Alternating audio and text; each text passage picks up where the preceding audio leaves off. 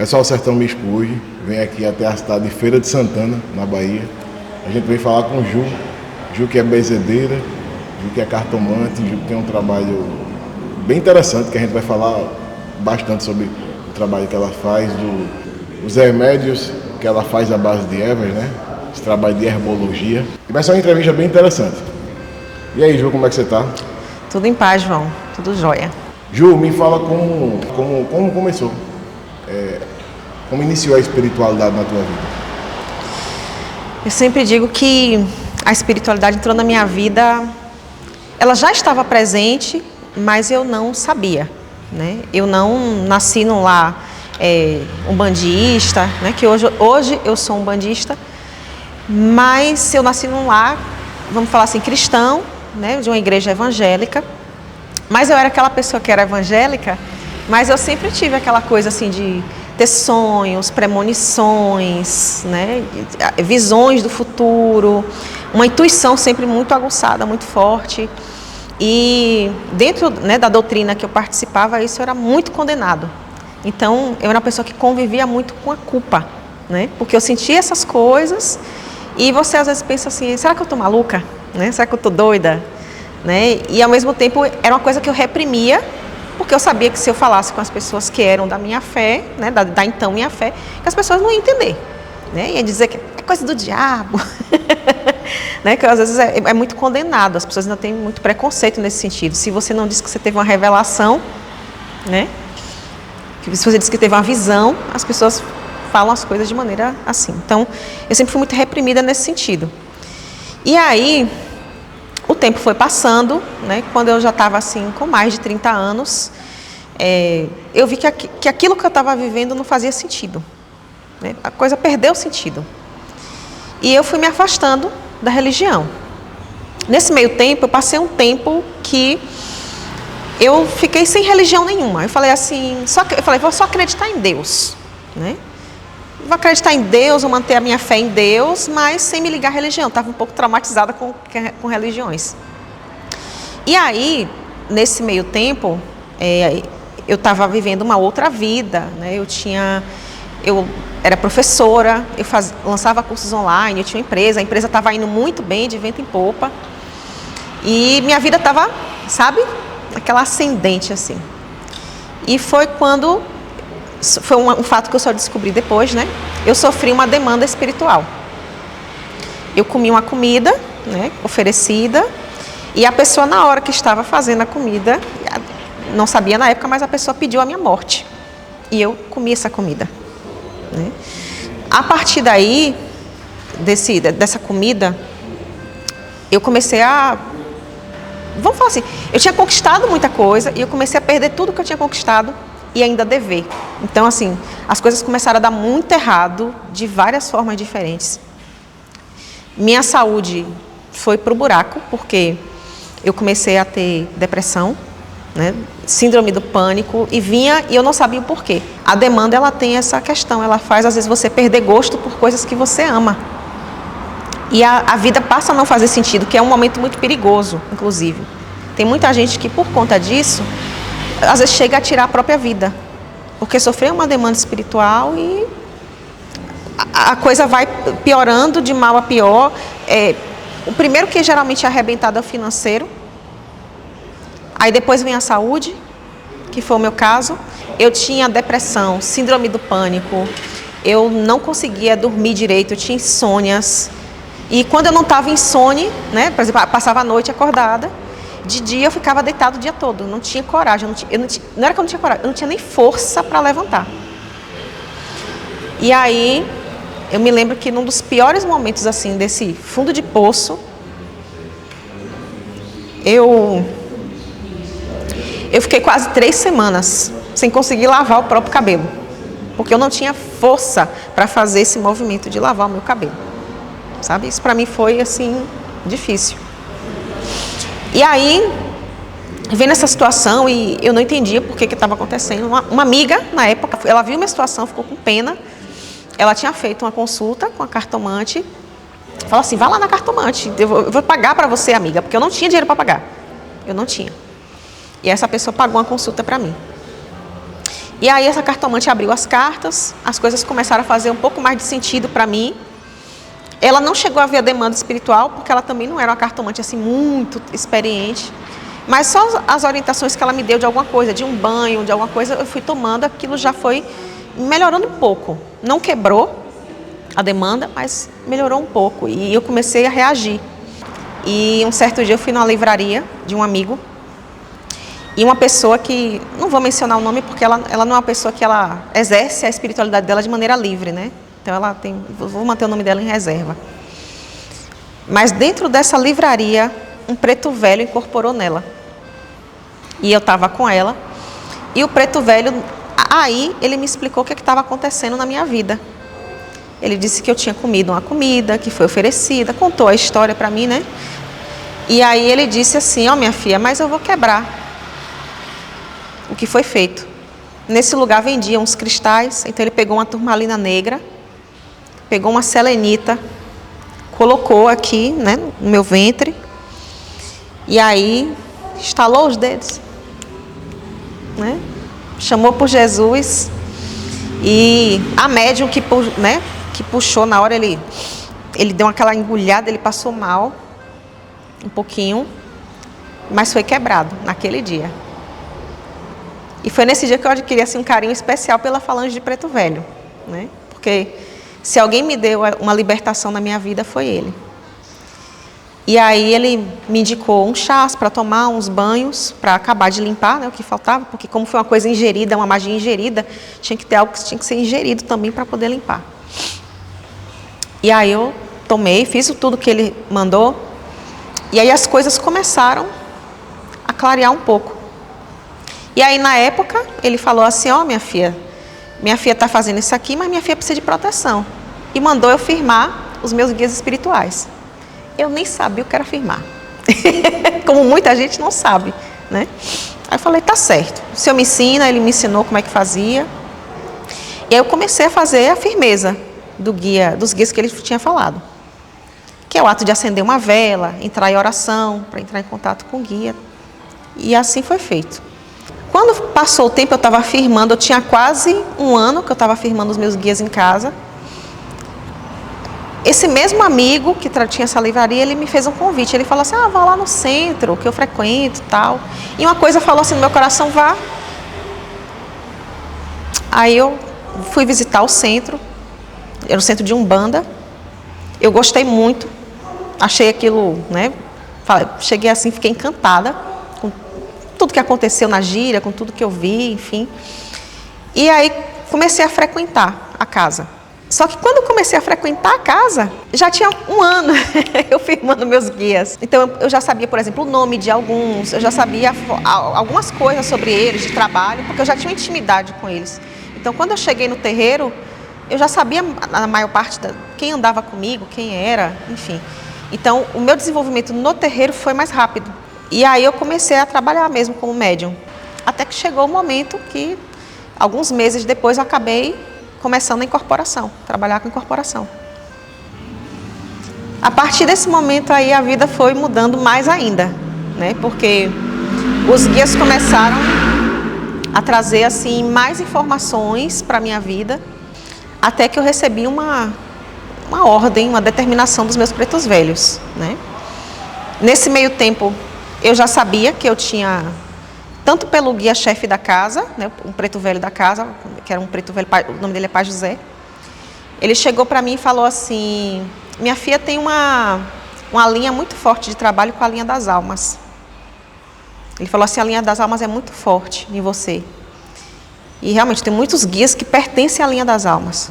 Aí ele falou sempre, ele adore as almas, tenha devoção com as almas, porque são as almas que lhe valem.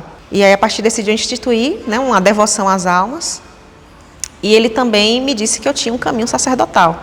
E eles falaram assim, nós temos uma outra missão para você. Que eu não fazia ideia do que era. Sendo muito sincera, eu não sabia o que era.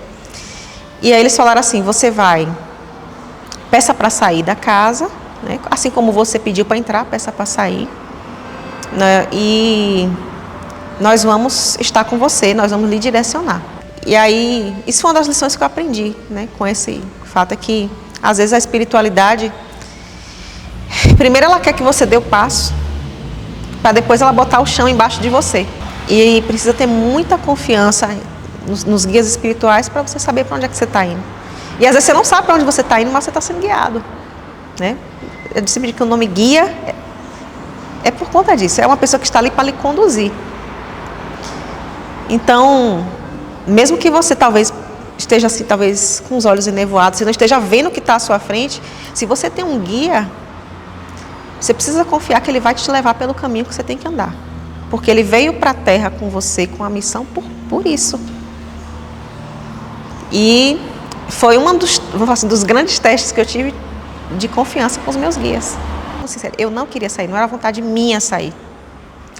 O Pai de Santo falou assim: o que é que você tem, minha filha? Meus pretos velhos querem que eu saia, não sei o quê. Aí ele: não, deixa os seus guias chegar que eu vou falar com eles. Não vou nem incorporar para conversar com eles. E aí quando minha preta velha chegou, né, a avó Catarina, que hoje ela é responsável pelo trabalho de benzimento que eu faço, ela é a cabeça. A avó Catarina chegou, conversou com ele, falou sobre a minha missão, né, que meu tempo lá tinha acabado, que a espiritualidade já tinha determinado isso. Agradeceu por tudo. Ela foi muito assim, vamos falar assim, né, fofa. E nesse dia findou. Passou pouco tempo, eu já frequentava, quando o preto velho me falou para eu adorar as almas, de certa forma milagrosa, eu fui conduzida a essa igreja que a gente está aqui agora.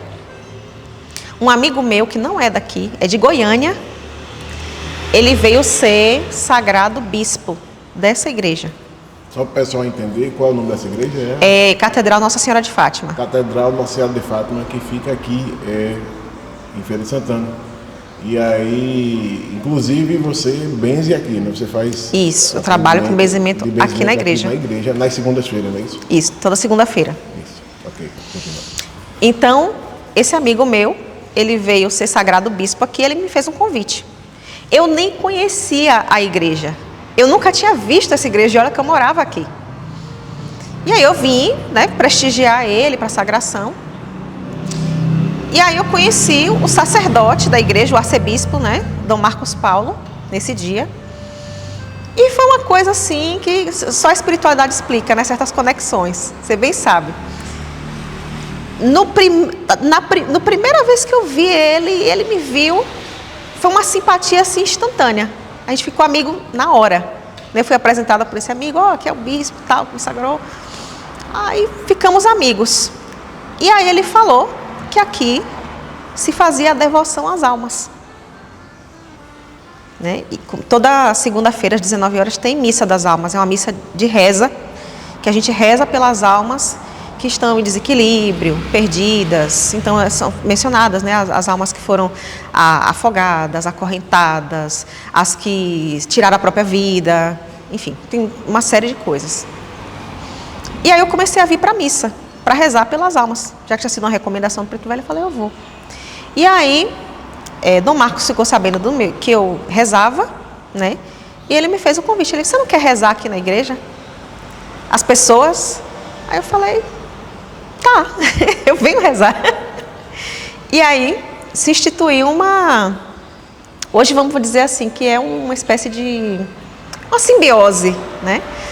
Hoje tem a missa das almas, toda segunda-feira, 19 horas. Quando finaliza a missa, aí começa o meu benzimento, né? Aí eu trago as folhas, trago algumas coisas que os guias pedem. E geralmente as pessoas que vêm para a missa já aproveitam. Tem gente que às vezes nem vem para a missa, já vem direto para o benzimento. E aí eu benzo as pessoas aqui. Você te perguntou, mas rapaz, o bispo da igreja me chamar para benzer, né, na segunda aqui. Na hora que você perguntou assim, eu achei estranho. João, olha, eu vou te falar uma coisa. Eu aprendi que, às vezes, o povo diz assim que Deus escreve certo por linhas tortas, né? Eu acredito que hoje em dia, de tudo que eu já vivi dentro da espiritualidade, que nada mais é coincidência. Tem coisas que parecem coincidências e não são, né? Então, coisas que acontecem, coisas que a gente sofre, até o sofrimento que a gente passa, por exemplo, eu ter sido demandada, né? Foi uma coisa que foi triste, foi doloroso, demorou, não foi uma coisa que passou rápido, eu demorei um período de 2, 3 anos para sair disso. Então foi um período, de certa forma, longo. Mas o aprendizado que eu tive, né, desse período, de como lidar com a demanda espiritual, e não só isso, eu acho que o maior aprendizado foi eu entender qual é o sentimento de alguém que é demandado tem. Tanto que hoje em dia, vamos falar assim, a minha principal especialidade, a força do meu benzimento é muito mais na quebra de coisas. Eu atuo como médio de cura também, é bom para cura. Mas o meu benzimento é muito mais forte para quebrar coisas do que para...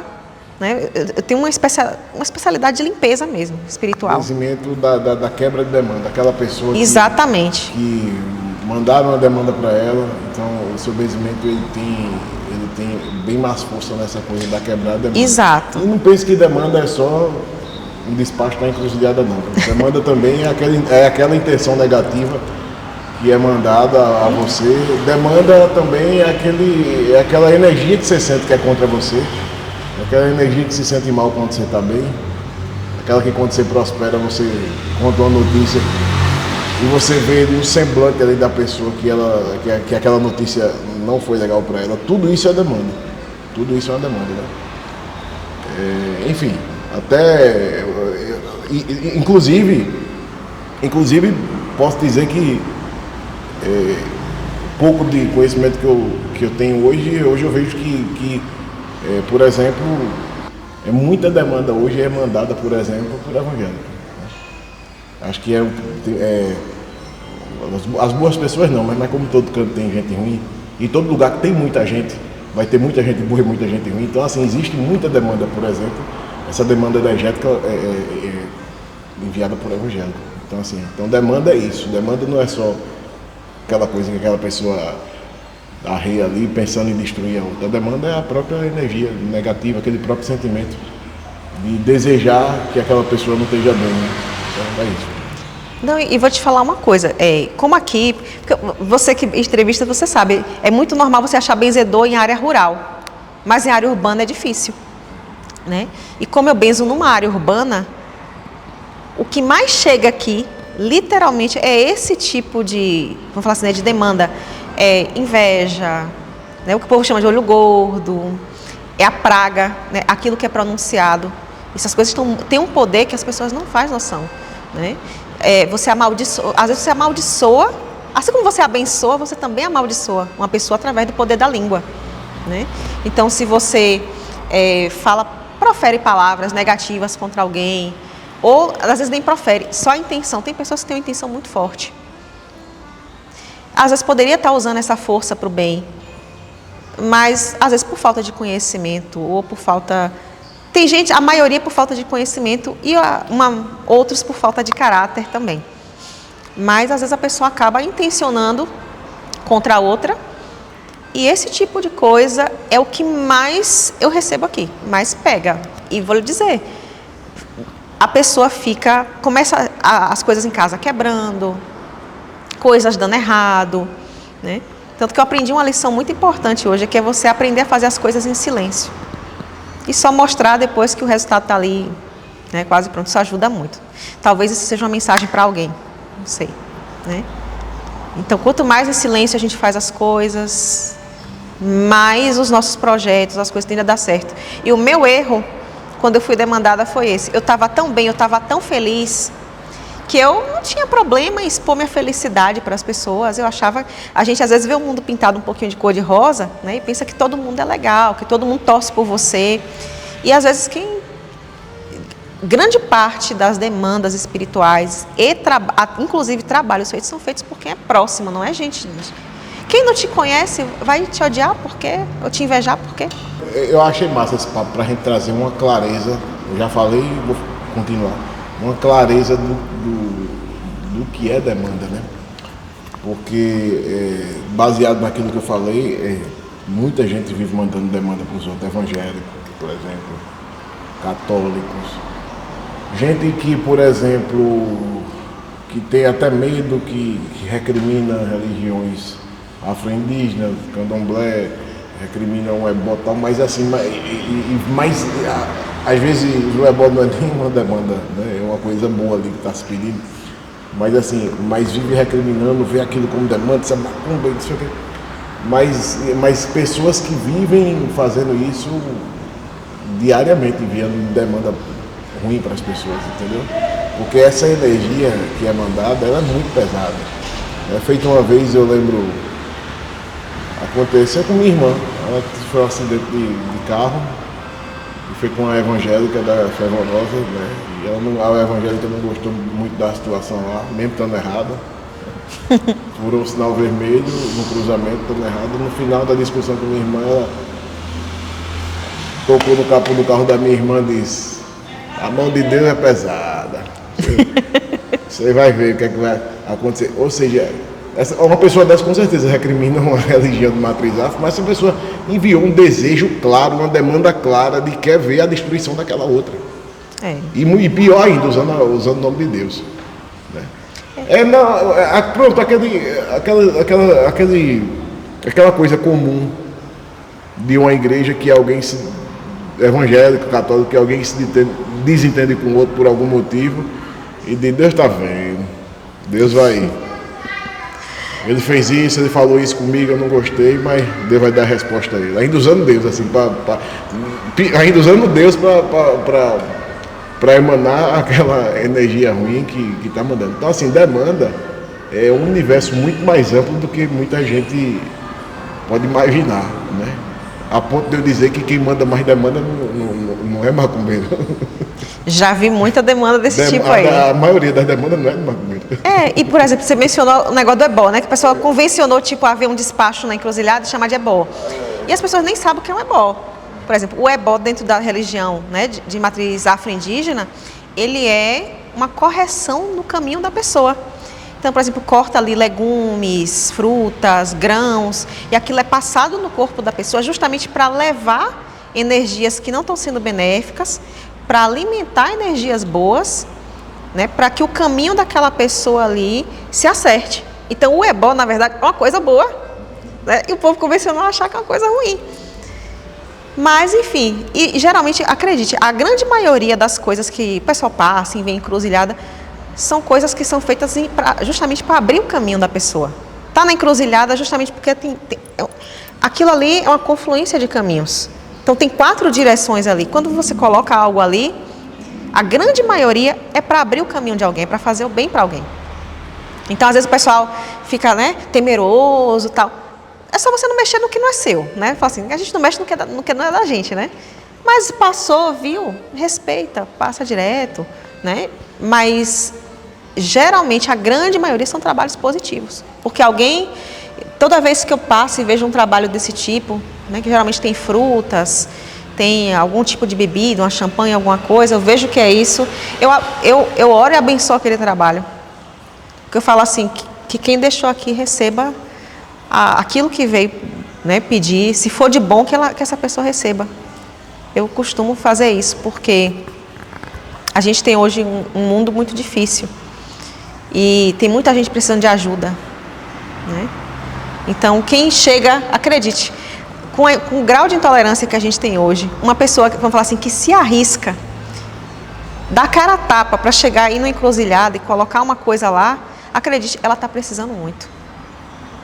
O caminho dela precisa muito. Porque ninguém vai se expor aí numa encruzilhada, que geralmente ninguém faz de dia, a pessoa faz de noite, justamente por medo. Ninguém vai fazer isso, a sua grande maioria, porque acha bonito, porque é gostoso. A pessoa faz geralmente porque ela precisa. E porque tem uma necessidade ali.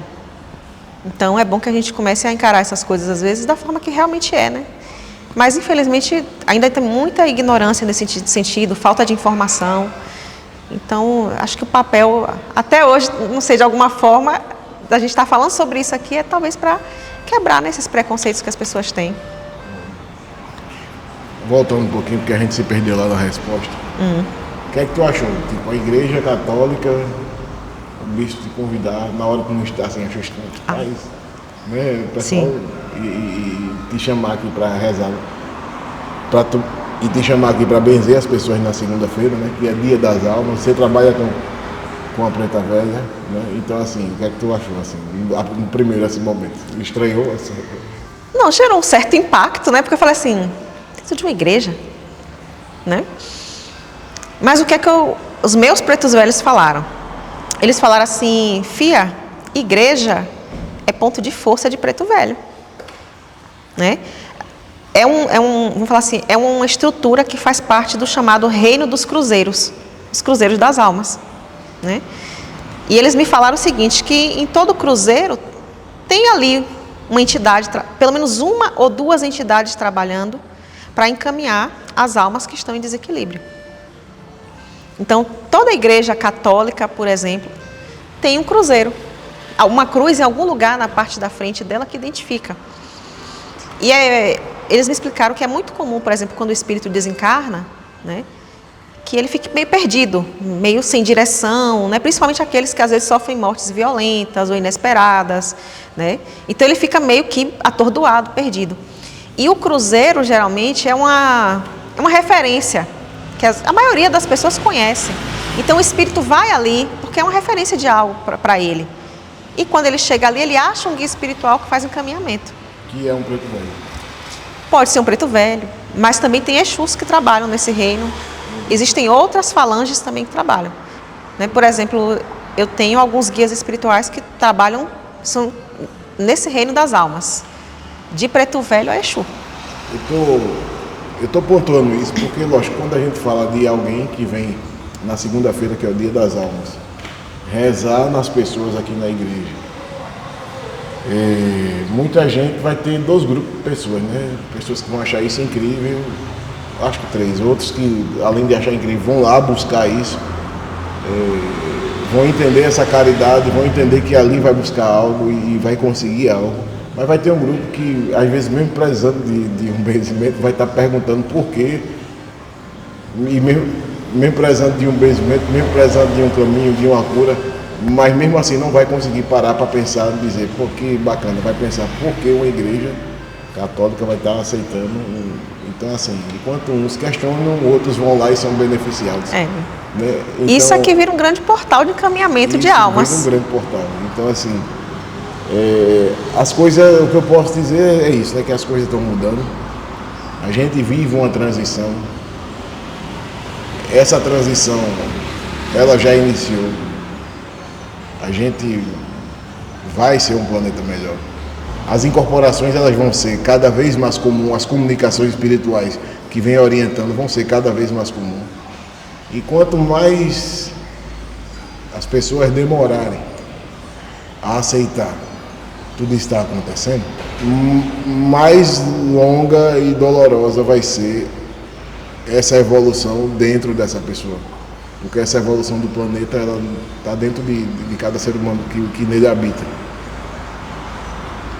Então é isso. Então vocês vão ver muita coisa daqui para frente. Eu diria assim, 2030 para frente vocês vão ver muito mais em relação a comunicações espirituais. Antes de se perguntar porque uma igreja católica na segunda-feira coloca uma benzedeira aqui para benzer as pessoas, imagine quão grandioso isso é. Esqueça esses questionamentos, essas paredes humanas que seres humanos ensinaram a vocês a colocar. Essas cercas, esqueçam isso. E assim, o legal é que o bispo, né, vamos falar assim, que administra aqui essa igreja, ele é uma pessoa que ele tem uma mente bem aberta nesse sentido, né? Então ele faz às vezes cerimônias que ele convida pessoas de outras religiões a estarem presentes, inclusive pessoal de matriz afro, indígena, né? Então de vez em quando você vai ver alguém de branco aqui na missa, né? Pessoal dessas religiões. E porque aqui se prega algo que Jesus ensinou, né?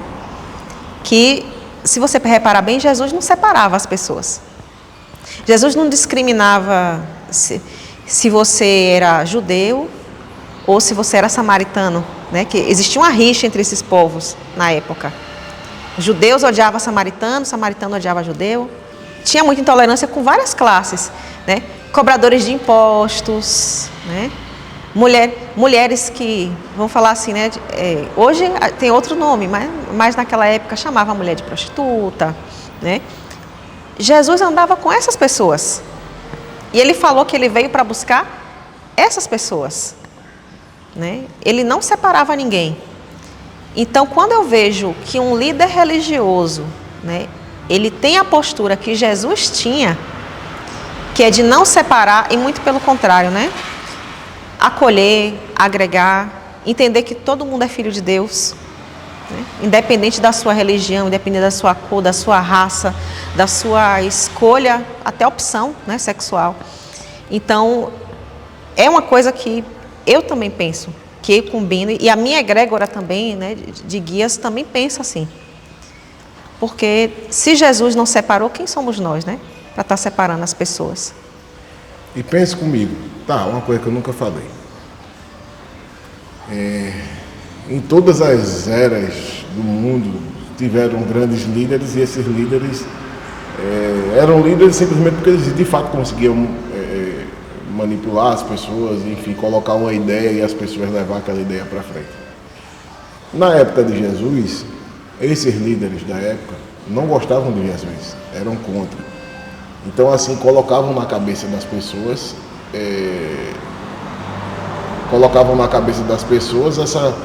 essa ideia contra Jesus, né? Que esse cara é um louco, e outras coisas. Esse cara fica blasfemando e tal.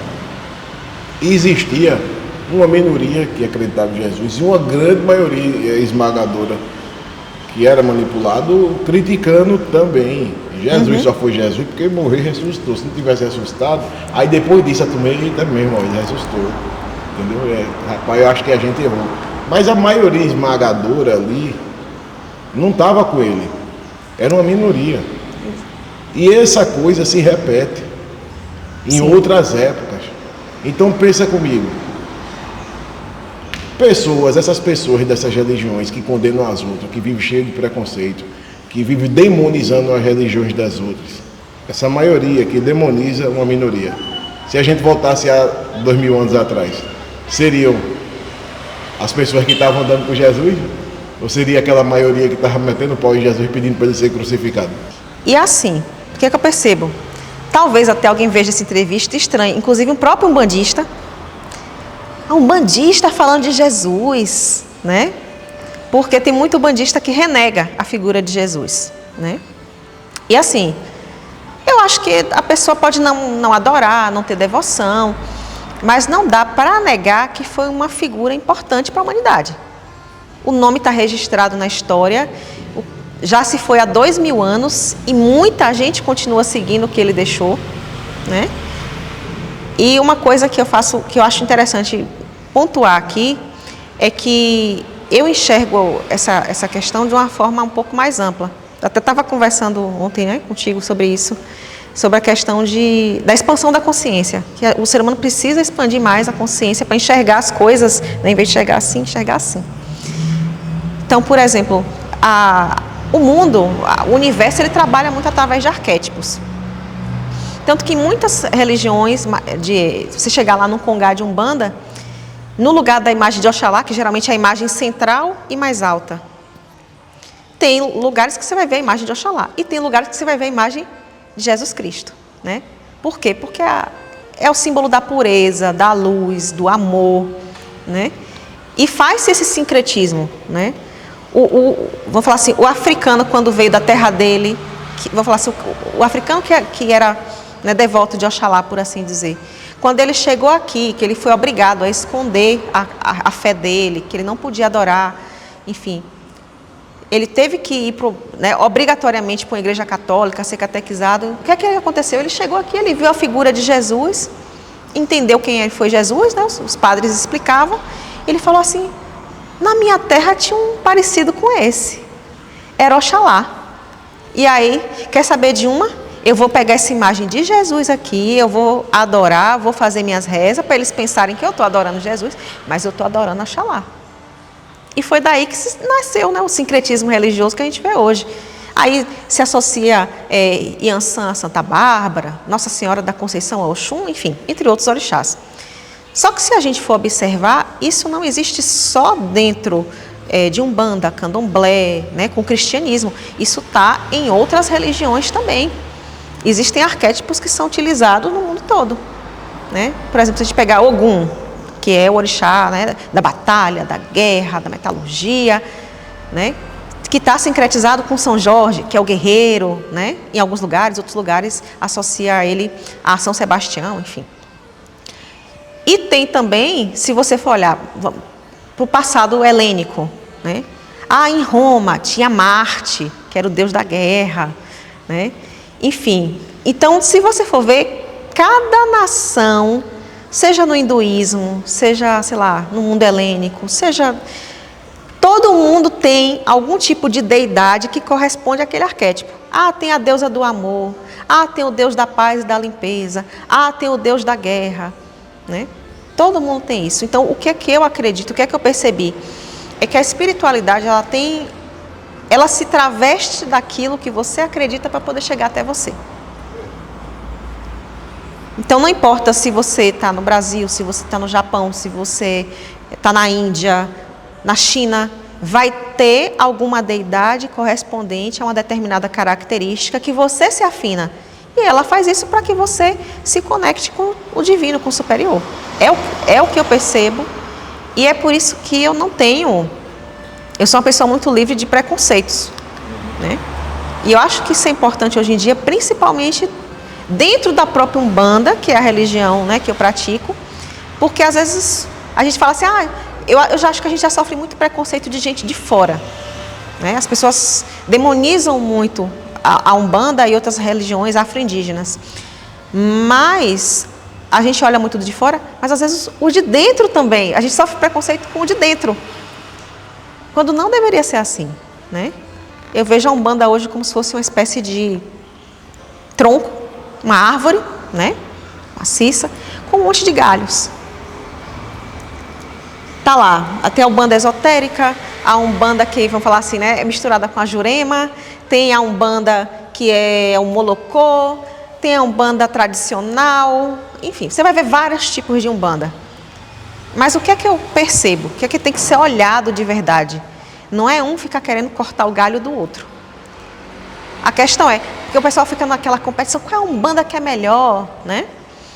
E eu lhe digo o seguinte, a melhor Umbanda, você vai ver pelo fruto que ela dá. Qual é o fruto? Você está ajudando o próximo? Você está melhorando a vida das pessoas? Você está fazendo bem para o próximo? A melhor Umbanda, e não só Umbanda, a melhor religião é essa. Se aquilo que você faz, que você prega, que você pratica dentro da sua religião, você está cuidando de si, da sua espiritualidade, você ajuda a sua família e você ainda consegue ajudar o próximo, está tudo certo. É isso. Muita gente até fala do sincretismo e, né, hoje não precisa existir isso, e existe hoje muitos escritos na internet em relação ao sincretismo. Mas enfim, não vem ao caso, é a gente ser melhor, evoluir.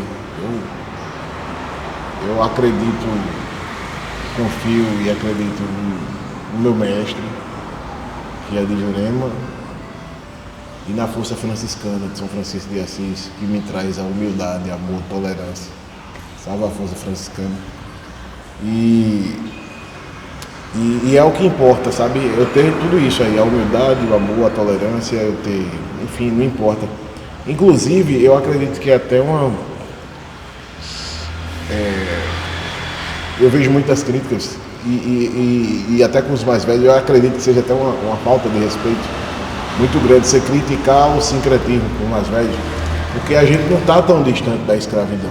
Os mais velhos, os mais velhos hoje, eles não têm ancestrais escravos, ancestrais tão distantes. Eles têm avós escravos, que foram escravos. E que tinha isso como sobrevivência. Então foi aquela forma que eles aprenderam. E aquela forma que eles aprenderam, é essa forma que vem e essa transformação da espiritualidade foi com o sincretismo, mas foi isso que tornou eles melhores, mais evoluídos, foi isso que fizeram eles se conectar. Então a gente tem que respeitar isso, né? Com certeza. A gente tem que respeitar, essa foi a forma que foi trazida pelos avós deles, então eu tenho muito respeito a esse sincretismo, sabe? A dizer, não, Jesus sei lá, eu não sei, eu não conheço Oxalá. muito as comparações, mas Jesus não é Oxalá, São Jorge não é algum, né? Isso é sim, para mim é. Para mim é, por toda a história que viveram meus ancestrais, para mim é sim.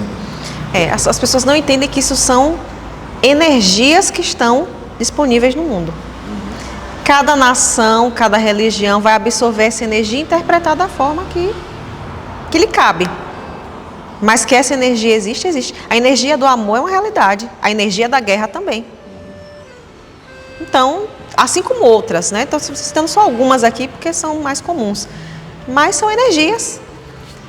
E energia não se explica. A energia a gente sente. Ainda sobre esse sincretismo religioso, a Igreja Católica caminha em paralelo, ao lado da Umbanda, porque existem muitos católicos que buscam as benzedeiras, que vêm daquela ancestralidade. E a Umbanda não deixa de lado a Mãe de Jesus. Como você disse aí, Nossa Senhora da Conceição é das que são veneradas também Sim. pela Umbanda. Já o protestante, ele não aceita Maria como alguém que compõe a igreja. Ele não aceita que use a imagem de Maria. Então, esse sincretismo está muito atrelado, a Igreja Católica está muito atrelada a esse simbolismo da Umbanda e de outra forma, observando de outra forma, no Evangelho, os evangélicos também recebem entidades, eles fazem curas em televisão. Eu acho que quem cura não é o condutor, mas a fé. Sim. A fé ela se sobrepõe a tudo isso. Mas a Umbanda ela está inserida em muitas desses místicos religiosos, em todas as agremiações. Eu queria que você me falasse mais sobre essa junção que a Umbanda traz para a Igreja Católica e que ela serve de exemplo, de espelho, mesmo sem assumir, para os protestantes enquanto vão fazer suas curas. Então, se você for reparar bem a Umbanda, né, a raiz dela, tem algumas religiões antigas que não estão mais sendo praticadas, por exemplo, como a cabula, etc. E essas religiões, elas têm uma raiz, principalmente do povo banto, que era um povo, né, africano. O povo banto, que vamos falar assim, é uma das raízes, né, que a Umbanda tem. Ele era um povo extremamente assim agregador. O que é que eles entendiam, né? Digamos que você era de uma outra nação próxima, eles entravam em contato com você, assim como os persas antigamente também eram. O que é que eles faziam? Eles absorviam a cultura do povo que entrava em contato, porque eles entendiam que aquilo também tinha força. Ele não achava que só ele tinha força, mas que a outra cultura também tinha. E quando ele absorvia aquilo, que ele agregava força também à crença dele. Essa raiz que a Umbanda tem, do banto, fez com que ela fosse assim uma religião extremamente agregadora. Então, como eu te falei, você vai ver gente que vai ter uma Umbanda que vai ser puxada mesmo, tem coisas do catolicismo, então você vai ver que lá dentro vai se rezar um Pai Nosso, vai se rezar uma Ave Maria, você vai chegar no Congá e tem santos católicos. Talvez, e você não vai ver um orixá. E tem lugares, né, que não são assim, a gente não pode... a Umbanda é muito diversificada, mas é justamente essa diversidade que a Umbanda tem, né, de ter a liberdade de botar um santo católico ou não, que faz a Umbanda ser tão rica e tão diversa como ela é. Talvez de agregar a Jurema, né, traz mestres, traz malandro, né, e cada vez vão se agregando algumas linhas que, por exemplo, no passado não existiam, não vinha nos terreiros, né? O terreiro antigamente, a base do terreiro era caboclo, preto velho e criança. Olha quantas linhas já tem hoje aí, né, de trabalho, marinheiro, boiadeiro, baiano, malandro, Exu, pombagira, enfim. Então hoje a gente tem uma diversidade, porque a Umbanda ela abraça aquilo que o mundo rejeitou. Todas essas linhas, se você pensar, são arquétipos de pessoas que viviam, de certa forma, à margem da sociedade. Né? Pessoas que eram renegadas, pessoas que não tinham tanto valor. Hoje, esses espíritos vêm trabalhar dentro da Umbanda, dentro de uma nova ótica, justamente para ajudar aqueles que, assim como eles, né, também precisam. Então, hoje em dia, eu vejo a Umbanda dessa forma. Ela é uma árvore, né?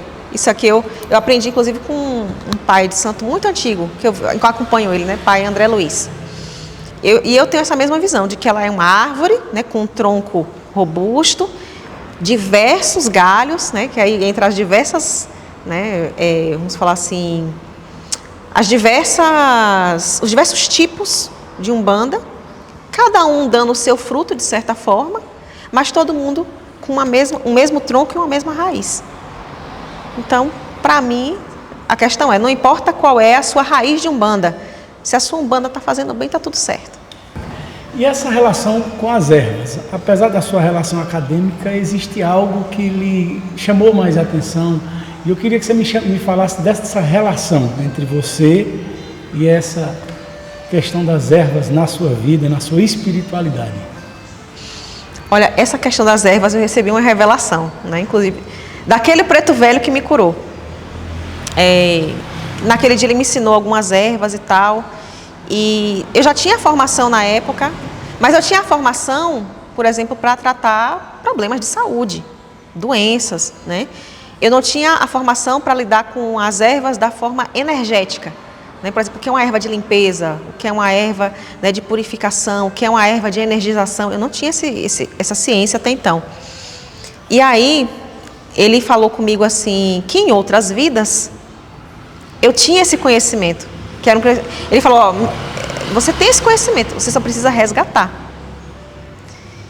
E aquilo ficou martelando na minha cabeça, né? Que eu precisava resgatar esse conhecimento. Ele disse que em outras vidas eu tinha sido uma curandeira, né? Que trabalhava com ervas. Ele disse assim, ele até falou assim, que eu entendia de alquimia, que vai um pouquinho além das ervas, né? Tipo, eu pegar uma erva, juntar com a cinza, juntar com argila e junta com um óleo que faz alguma coisa, né? E vira um unguento, por exemplo. Ele disse que eu tinha essa sabedoria. E aí eu fui partir para o estudo das ervas, até do ponto de vista energético, né? Que foi uma coisa que a herbologia, por exemplo, me proporcionou, porque ela fala tanto do aspecto clínico como também do aspecto energético. Porque o que as pessoas não sabem, por exemplo, é que a grande maioria dos adoecimentos, ele se manifesta no corpo físico, mas tudo começa no corpo energético, né? Um desequilíbrio no corpo energético abre o teu campo, né? E aí, a depender de onde esse campo está aberto, ele vai manifestar em uma determinada área, né, que você tem. E as correções que você faz, né, que pode ser tanto via oral, ingerida, ou ajuda também, né, por exemplo, no caso do benzimento, você passa a erva na pessoa. Então, por exemplo, se você passar a erva corretamente, você vai ter um determinado, né, efeito. Por exemplo, vamos citar um caso que a gente falou, assim, a pessoa chega aqui com uma demanda espiritual, né? Eu senti, eu sou uma pessoa intuitiva, eu senti que tem uma energia ali, a própria pessoa às vezes me fala, minha vida está dando errado, eu falo, tem alguma coisa aí. Então eu já sei que tem uma energia, né, de cunho um pouco mais negativo, que está interferindo, então eu falo assim, poxa, eu vou usar uma erva que combate esse tipo de energia.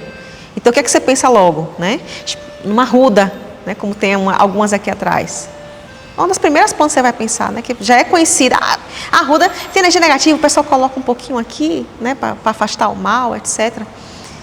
E aí, a partir desses estudos, eu entendi que eu conseguia, né, trabalhar a erva tanto do ponto de vista normal, que a terapia normal trabalha, né, como o aspecto curativo, como também corrigindo o desequilíbrio energético. Então, você trata as duas coisas ao mesmo tempo, corpo e espírito.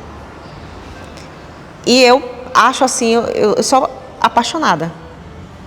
Eu trabalho com planta, se eu não achar a planta, eu vou trabalhar com o óleo essencial da planta, eu vou trabalhar com o óleo vegetal da planta.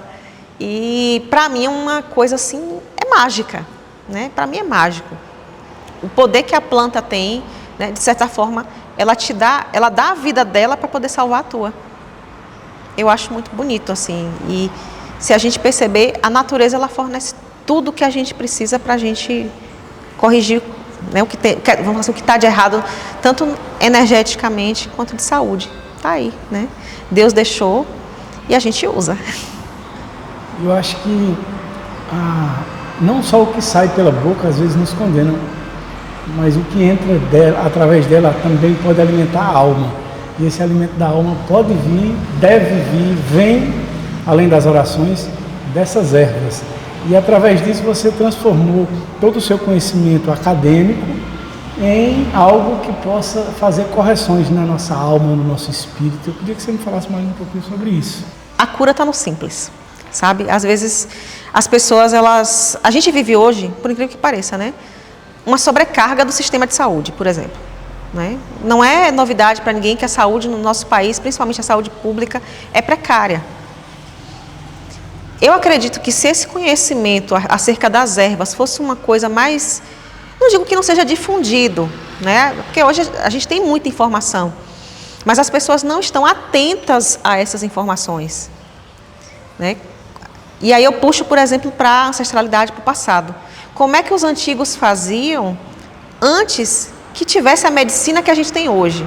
Os remédios encapsulados, desenvolvidos. Como é que a humanidade sobreviveu, né? Porque a medicina da forma que a gente conhece é uma coisa nova, né? A partir de Hipócrates. Então, Hipócrates viveu depois de Jesus.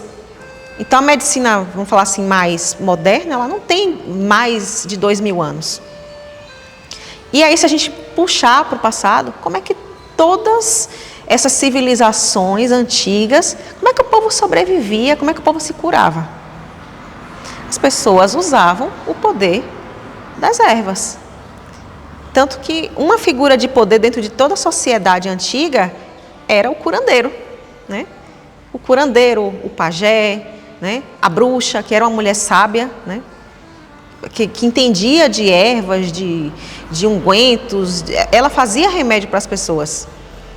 Foi demonizado depois, né? Quando chegou a Santa Inquisição, mas até então, aquelas mulheres eram mulheres que tinham a sabedoria de como a natureza funcionava, por exemplo. Ela sabia que na lua nova era o dia dela plantar, né? Uma semente. Ela sabia, talvez, que o dia da lua minguante era o dia de podar. Então, essa sabedoria falta hoje, porque é uma coisa que foi sendo perdida. Uma coisa que é muito comum, por exemplo, que antigos rezadores faziam, era a questão das garrafadas, né? Então, tem rezadores, por exemplo, que são raizeiros, fazem garrafadas e aquilo cura. Por quê? Porque o rezador, aquele senhorzinho que talvez não saiba nem ler, né? Mas se você disser para ele, estou sentindo isso aqui no estômago, isso aí foi o não sei o que te pegou. Você está com não sei o que, você está com verme, você está com não sei o que. Ele tem a sabedoria de saber o que é que você tem, te diagnosticar e ainda fazer o remédio que vai te curar. Então, ele sabe cuidar do corpo e ele sabe cuidar da alma. Eu te pergunto, para que faculdade esse cara foi? É uma sabedoria ancestral.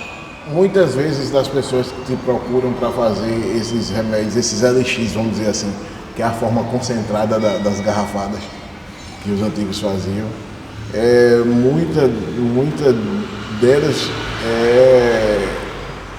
muitas dessas garrafadas, quando a pessoa lhe conta o problema, não é você quem escolhe o que vai, é a preta velha que trabalha com você. Ela geralmente manda intuições do que eu tenho que juntar, vamos falar assim, né? Trabalha-se com a erva só, por exemplo. Eu posso fazer, digamos, um elixir de alecrim. Posso fazer. Mas, às vezes, a depender do que seja, ela manda intuição. Bota isso. Sei lá, junta um dente de leão, junta uma alcachofra. Essa pessoa está assim porque o fígado dela não está bom, né? Bota um boldo, que é uma coisa mais amarga, que melhora o fígado. Então, essa sabedoria, a preta velha, ela me ajuda, vamos falar assim, a juntar as coisas. Mas é um conhecimento que já existe. É mais fácil para o guia, inclusive uma coisa importante hoje, eu incentivo muito os médiuns a estudarem. Porque quando você já tem o conhecimento dentro de si, é mais fácil para o guia te intuir, né? Claro que o guia tem a própria sabedoria dele, o próprio conhecimento das ervas, mas é muito difícil para ele traduzir se você, por exemplo, nunca leu nada a respeito. Você não vai saber que erva é aquela. Então fica mais fácil, você facilita o trabalho do guia espiritual. E aí eu falo isso principalmente para quem tem médium que tem linha de cura, né? Isso aí é muito específico para os médiums que têm linha de cura. Então, o estudo das ervas, né, principalmente é muito importante para esses médiums. Ajuda tanto, né, para aqueles que querem, não são todos, vamos falar que tem que ter uma coisa que eles chamam de ter mão para fazer, né, a coisa. Não são todos que têm mão para fazer, mas muitos, por exemplo, na hora do próprio benzimento ou imposição das mãos, a pessoa pode colocar ali a erva entre a mão dela e a área do corpo da pessoa que está afetada, e a energia que sai da mão vai trabalhar junto com a energia da erva para corrigir um desequilíbrio. Isso é possível, né? Inclusive, é uma das técnicas que minha preta velha ensina que eu tenho 2 médiuns aqui que me ajudam, né? É uma das técnicas que ela passou para o médium de cura que trabalha comigo, né? Que eu limpo e ele energiza. Então ela fala, olha, coloca a folhinha ali e tal, explica e energiza. Então, é um tipo de conhecimento que é importante para todo médium de cura, entender de planta. Porque vai ser cada vez mais necessário. Cada vez mais necessário. Eu acho que existe um movimento hoje que as pessoas estão um pouquinho mais voltadas para as coisas mais naturais. As pessoas estão começando a despertar para isso. Então, muita gente, às vezes, está com problema, não quer mais. Não quero tomar um remédio químico. E aí a pessoa começa a procurar uma alternativa mais natural para ela. E isso está crescendo. Eu acredito que é uma área em expansão e que vale a pena adquirir conhecimento nesse sentido. Até para melhorar o trabalho mediúnico. Me fala um pouco dos teus guias. São os guias que você trabalha. Tem a Preta Velha, fala quem é a Preta Velha. É muita gente. Vamos lá. Teu guia de frente. Dona Maria Padilha, do Cruzeiro das Almas. Ela é do Reino das Almas também, só que ela é uma pombagira, né? Ela é minha guia de frente, é a minha pombagira, né? Só que ela meio que... Ela cede um pouquinho desse espaço também para a Preta Velha, para a avó Catarina. Ambas são minhas ancestrais, né? Minha pombagira, ela foi uma mãe minha em outra vida. Ela foi minha mãe. E hoje a gente trabalha junta. E a minha Preta Velha, ela foi a minha bisavó. Nessa vida. Ela, pelo que ela me contou, ela foi uma Preta Velha. Ela já era Preta Velha, já estava no astral. E ela reencarnou. Porque ela tinha uma missão. Reencarnou nessa vida, como foi minha bisavó. Ela foi minha bisavó. Eu ainda cheguei a conhecer ela, só que quando ela desencarnou, eu tinha 2 anos de idade. E aí, após o desencarne dela, né, muito tempo depois, é que eu vim saber que ela era, né, a guia espiritual que trabalhava comigo. E tem vários guias espirituais meus que têm algum tipo de relação comigo, de parentesco, do passado, de outras vidas, né? Essas 2 são as mais, assim, elas são as mais presentes na minha vida. Eu tenho uma coroa, assim, que a força da minha coroa está nas mulheres. Tem os guias homens também, né? Tem seu Tranca-Rua das Almas, seu Tiriri da Calunga, né? Que são Exus. Tem um Preto Velho também que trabalha junto com a vó Catarina, que é vô Sebastião. Tem alguns mestres juremeiros, apesar de que eu nunca pisei na Jurema. Tem muita gente, né? Uma boiadeira. A boiadeira, ela é Légua, né? É Dona Luzia Légua. É da família dos Léguas lá do Codó. É família dos Léguas. E eu acho isso, assim, fantástico, porque eu nunca pisei num terreiro de Jurema. Então tem a Dona Luzia Légua, que é da Jurema. O meu mestre Zé Pilintra, ele é da Jurema. E tem o mestre Zé Bebinho também, que também é da Jurema. Então, eles 3 trabalham comigo, mesmo eu não sendo de Jurema, né? Falando da sua guia de frente, que é Maria Padilha, do Cruzeiro das Almas. Sim. Esse teu trabalho de cartomante, tu falou que quando tu começou, foi uma coisa que começou, assim, era muito preciso, né? E se eu não me engano, você me falou, essa precisão era justamente porque toda vez que se abria o jogo, a Maria Padilha do Cruzeiro das Almas encostava. Não era? E devido a isso, essa coisa do teu trabalho com as cartas ser um trabalho tão preciso, vamos dizer assim. As cartas, elas têm um significado geral, né? Que é estudável por qualquer pessoa. Mas, às vezes, quando a gente abre um jogo ali, existem coisas que não estão no jogo. Mas quando você abre as cartas, é como se você abrisse uma espécie de portal para o mundo espiritual. E às vezes informações que não estão nas cartas, elas vêm até você. E geralmente é trazido por um guia espiritual, né? Tem algumas pessoas que é um malandro que ajuda, que é um cigano. No meu caso é a Dona Maria Padilha. Depois, né, quando eu entendi realmente que eu tinha já a mediunidade mais desenvolvida, ela me revelou que o momento que eu abri as cartas era o momento que eu falei, né, foi um momento difícil na minha vida, mas era o único momento que eu ficava feliz, que eu tinha uma paz assim. Era naquele momento que ela encostava em mim, eu não sabia que era ela, que ela me envolvia com a energia dela. Ela usava aquele momento para me limpar, para me intuir e para me mostrar coisas que eu não estava vendo nas cartas. Então, às vezes, tem coisas que você não vai ver no jogo, mas vai vir uma intuição. Pode ver, muitos cartomantes falam sobre o uso da intuição, né? Que nada mais é do que um guia espiritual ali, né, trabalhando na tua mente, te trazendo informações que você talvez não teria acesso. Essa mulher é tudo na minha vida. Então, assim, toda vez que eu abria as cartas, ela encostava. E é assim até hoje. Não passou, né? Só aumenta, pelo contrário, né? Que quando a gente desenvolve uma relação com a entidade, é como se houvesse uma espécie de simbiose, né, da sua mente se entrelaçando com a dela.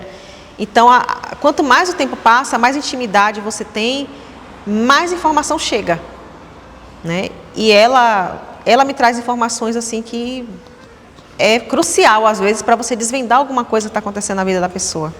Coisas que a gente não veria, né? Uma moça mesmo, eu atendi a uma moça recentemente, e essa moça, a mãe dela estava muito agoniada, muito chateada, porque a moça recebeu um diagnóstico de autismo.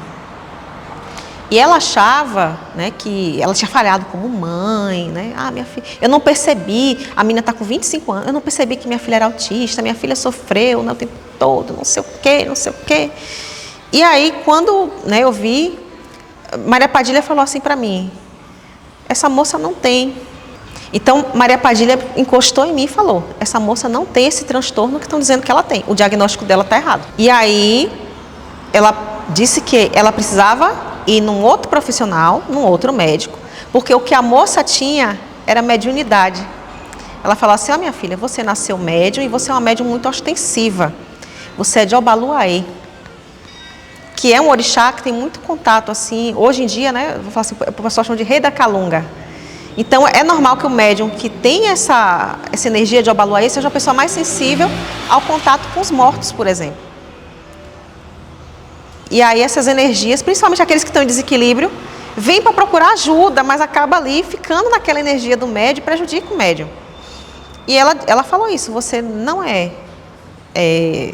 a mensagem que ela mandou eu passar, você não é autista, o que você tem é mediunidade, você é de Obaluaê, mas você precisa se cuidar com um psicólogo que entenda de espiritualidade, que saiba separar o que é transtorno e o que é mediunidade, que a linha é tênue, tá? A linha é tênue. E a partir daí essa moça procurou, né? Eu conheço uma pessoa que é psicóloga, que tem essa, né?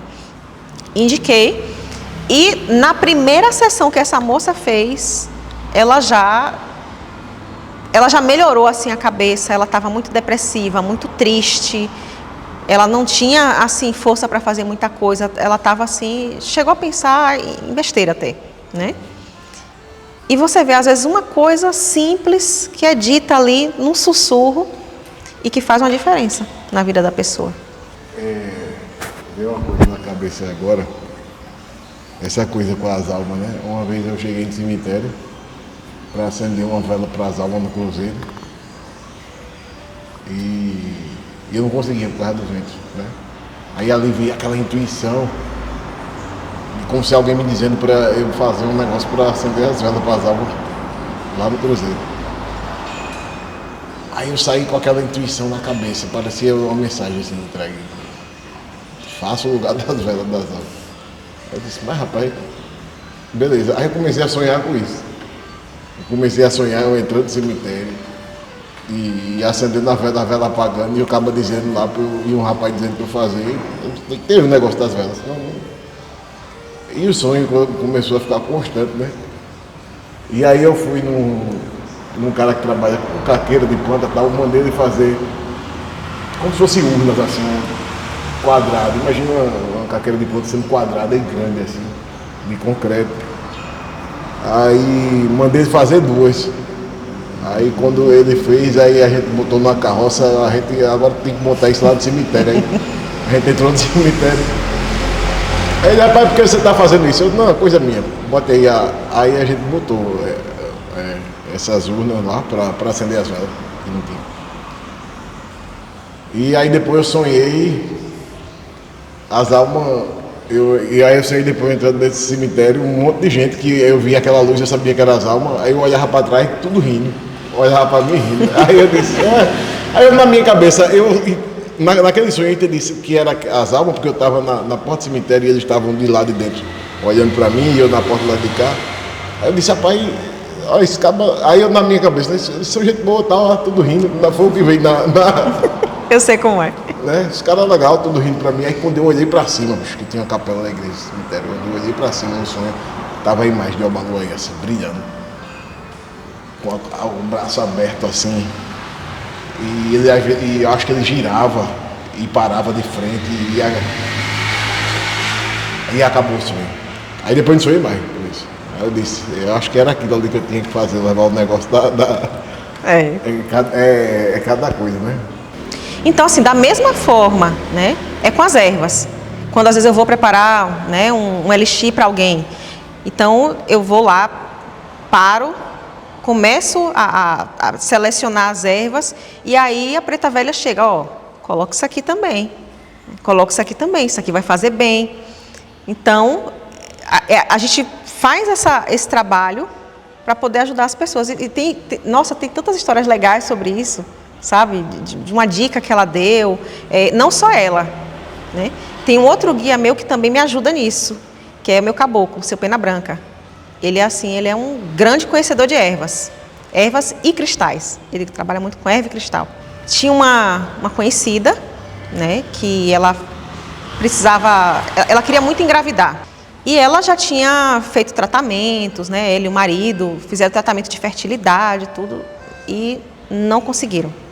Fez tudo o que podia fazer, não tinha mais jeito, né? A medicina falou assim, ó, a gente só pode ir até aqui, né?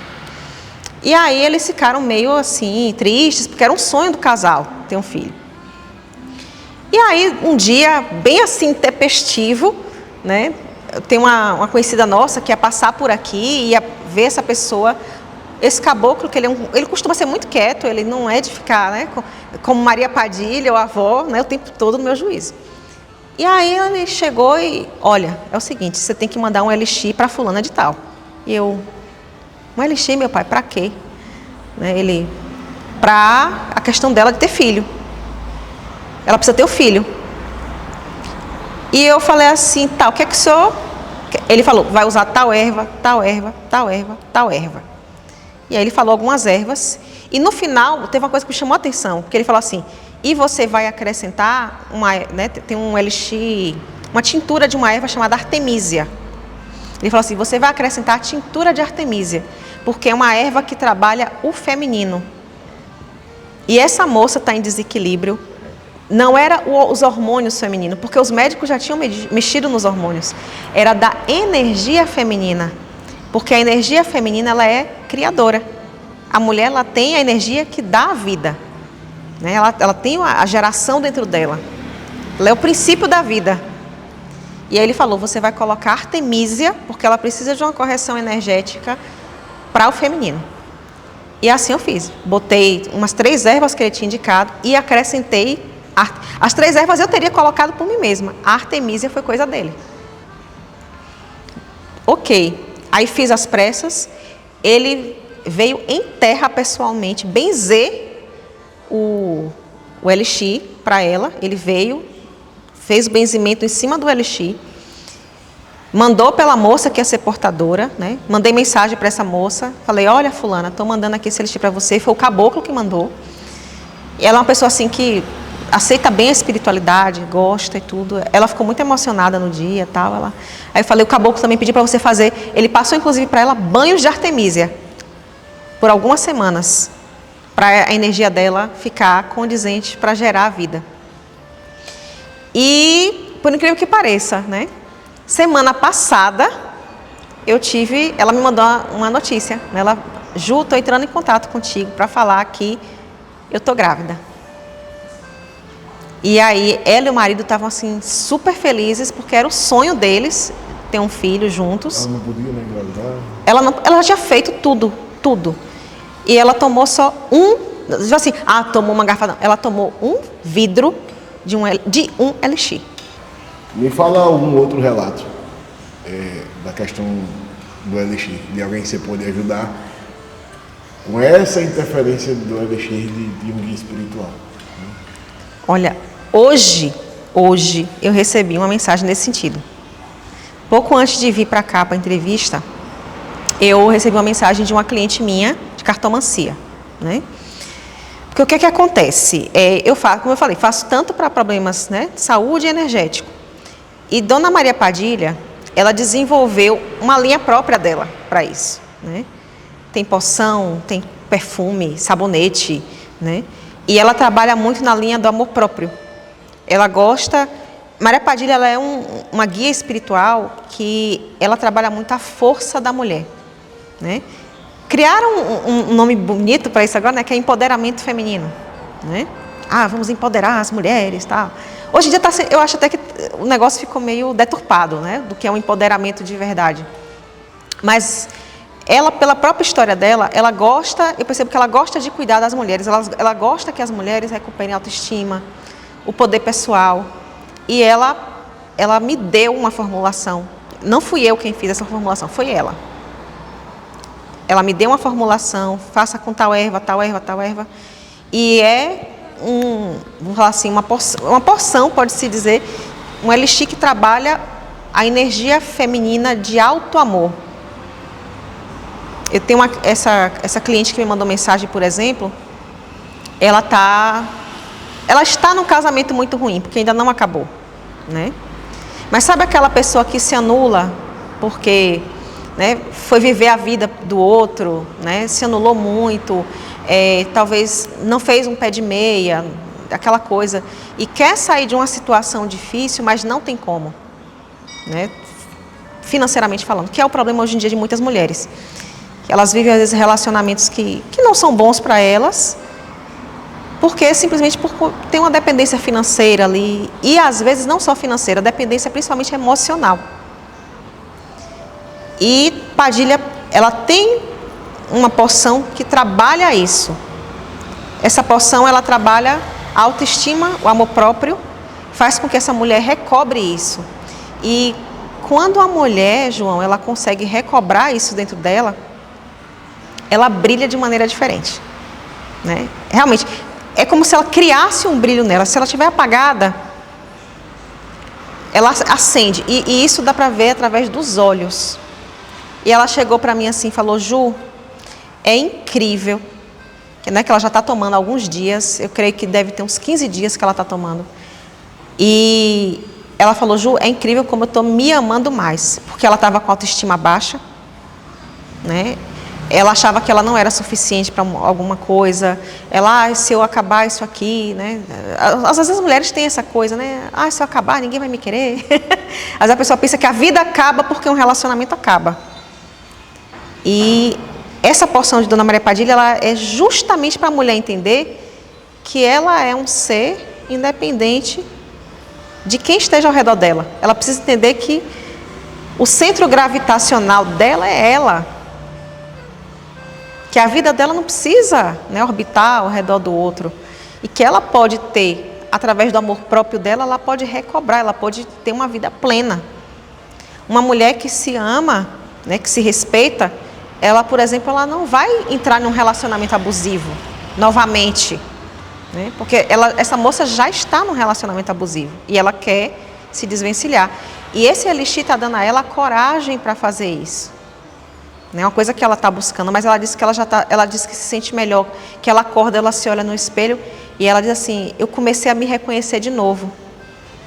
Eu reencontrei aquela pessoa que eu era quando eu era solteira. né? Que se sentia bem consigo mesma, que gostava de si, da própria imagem. E eu vou lhe dizer uma coisa, você entender, né? E ver que você consegue devolver isso para uma mulher, por exemplo, isso não tem preço. Porque quantas pessoas hoje perdem a vida, João? Que é uma coisa que a gente precisa falar sobre isso, né? Tem gente que perde a vida porque o amor próprio não existe mais ou está num nível muito pequeno, fica num relacionamento ruim. Às vezes a pessoa até sofre violência dentro daquele relacionamento e até às vezes culmina no feminicídio. Isso é comum no Brasil, né? Principalmente a sua região, né? Quanto mais para o Nordeste você sobe, mais os casos aumentam. É muito comum. E a gente vê na televisão todo dia esse tipo de caso. E por que essas mulheres se submetem, às vezes, a esse tipo de coisa, né? A gente fala assim, todo mundo, às vezes, aponta o dedo e fala assim, você não tem amor próprio. E, às vezes, a própria mulher sabe que ela não tem amor próprio. Ela sabe, muitas sabem. Mas, às vezes, a pessoa teve uma criação difícil, ela não teve pais, às vezes não teve um lar funcional, não teve alguém que dissesse a ela que ela era importante, que ela era bonita, que ela devia se amar, que ela não aceitasse menos, ou que ela não aceitasse maus tratos de alguém. Às vezes a pessoa não teve isso. E é muito legal quando a espiritualidade atua nesse sentido, né, de trazer isso de volta. A espiritualidade atua nesse sentido de ajudar aquela mulher a relembrar quem ela é, ou simplesmente ajudar ela a transformar ela em algo melhor do que o que ela já é, para que ela possa ter uma vida plena, né, dali por diante. Então, esse caso dessa moça mesmo, ela ainda está no processo, mas só o fato dela dizer que ela já está se sentindo bem e com coragem, isso aí já é, vamos falar assim, 70% do caminho andado. Quando tu trabalha no benzimento, o teu benzimento é algo que está sempre ligado à tua preta velha, ela está sempre ali ao lado, né? Quando está benzendo uma pessoa, ela está sempre trazendo ali aquela energia dela, né? Ela irradia muito, irradia assim horrores, no bom sentido, né? Mas ela encosta mesmo, ela chega junto e de vez em quando vem algum guia que não é ela, né? Na maioria dos dias é ela, tem dias que é uma coisa muito interessante, eles sempre sabem quem vem. Então, de acordo com as pessoas que vêm para o benzimento, o guia espiritual, vamos falar assim, que é especialista naquilo que vai ter mais, ou nos casos que estão mais difíceis, ele vem. Mas, de forma geral, quem vem mais, né, para ficar na minha radiação é Vó Catarina. Tem dias que é Vô Sebastião, que é meu preto velho. Vô Sebastião, ele já é um preto velho que ele é especialista em demanda, em quebrar demanda, ele é muito bom nisso. Então, se tem uma magia mais forte, alguma coisa, ela meio que cede o espaço para ele e ele vem para a minha irradiação. Semana passada aconteceu um fato, né, vou falar assim, inédito até então. Eu vim para o benzimento e sempre antes do benzimento, assim, eles vêm na minha cabeça, eles me intuem quais são as ervas que eu vou usar naquele dia. Porque aqui, por exemplo, eu não tenho um herbário, né? Então eu tenho que sair colhendo as ervas na rua. E aí eles falam assim, hoje você vai usar, sei lá, aroeira e cidreira. Hoje você vai usar a espada de São Jorge e boldo, né? E aí quando eu chego aqui e que eu venho para o benzimento, eu entendo por que aquelas ervas foram escolhidas. Eu chego, a pessoa se senta, eu pergunto o que é que a pessoa, né, o que é que ela está sentindo, a pessoa me explica, a partir do que ela me explica, eu entendo qual é a energia que está ali, né, rondando a vida dela. Semana passada, eu tive uma surpresa porque antes de vir, quem encostou em mim foi seu Zé Pilintra. Ele nunca tinha irradiado no benzimento, né? Eu já trabalhava com ele em terreiro, tudo, mas para benzimento ele nunca tinha. E ele falou, hoje você vai trabalhar comigo. E eu sem entender, eu falei, tá bom, se eu ver então, seu Zé. Né? Mandou separar as coisas dele para trazer, abrir ponto para ele e tal. E aí, quando o benzimento começou, eu entendi por que o seu Zé veio, né? Veio um rapaz que estava com um problema muito sério de família por conta de bebida. E ele veio para a missa junto com a esposa, os dois estavam assim bem tristes. E a esposa querendo acabar o casamento, tudo, porque o rapaz tem problema com bebida. né? E ele estava aqui chorando durante a missa das almas, pedindo libertação, pedindo pelas coisas. As pessoas vêm muito para cá, é uma missa muito emocionante que o pessoal... É uma missa de muita libertação, de descarrego, literalmente, né? E aí, quando ele conversou comigo, eu falei... Eu entendi por que seu Zé veio hoje. E aí, seu Zé me intuiu das ervas que tinha que usar, fiz a limpeza nele, né? Tinham influências espirituais, porque às vezes a gente pensa que a pessoa bebe porque gosta, né? Tinham ali obsessores ligados à bebida, ligados ao rapaz, que estavam gerando aquela, né, o alcoolismo, assim, né? Incentivando o alcoolismo. E aí, esses obsessores, durante o benzimento, foram retirados, né? Seu Zé me intuiu para falar, né, para acender uma vela para ele, acender por 3 segundas-feiras. E aí ele fez o trato dele lá com o seu Zé, né, que a gente tem um cantinho das almas ali no finalzinho, né, às vezes quando o guia pede, né, fala assim, olha, fala com fulano que para ele alcançar uma graça, pede para ele acender uma vela ali, né? Então a pessoa vai lá e acende a vela, né, no velário das almas. E aí o rapaz fez o acendimento da vela e foi uma experiência diferente nesse dia. Mas é uma coisa que eu estava falando ontem com o Paulo, né, nosso irmão, que a gente vive a espiritualidade todos os dias, né? A gente convive com os guias todos os dias, mas a gente nunca para de se surpreender da forma com que eles trabalham, porque eles sempre estão fazendo coisas que fogem um pouco da nossa compreensão, né? Ele sabia que vinha um rapaz que tinha problema com bebida e que precisava da ajuda dele.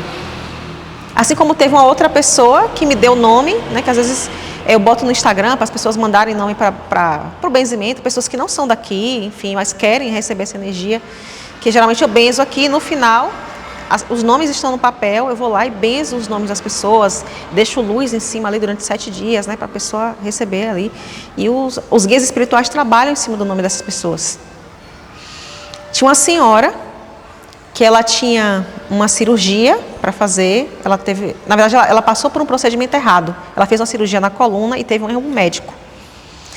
E essa mulher sentia dor dia e noite. Dia e noite, dia e noite, dia e noite. E ela deu o nome, e seu Zé, como era ele que estava encostado em mim no dia, ele falou assim, isso aí tem feitiço. Precisa ser desfeito. E ele falou para mim assim, olha, pega o nome dela, trabalha o nome dela, né? E eu vou resolver o caso dela.